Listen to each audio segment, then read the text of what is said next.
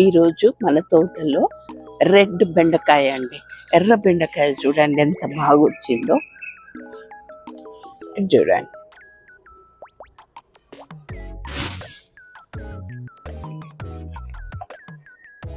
ఇదిగోండి ఎంత పెద్దగా వచ్చింది చూడండి.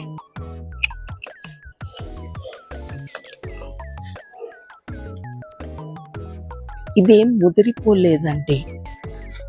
చూడండి ఇంత పెద్దగా వచ్చింది కానీ ముదిరిపోలే మనకు.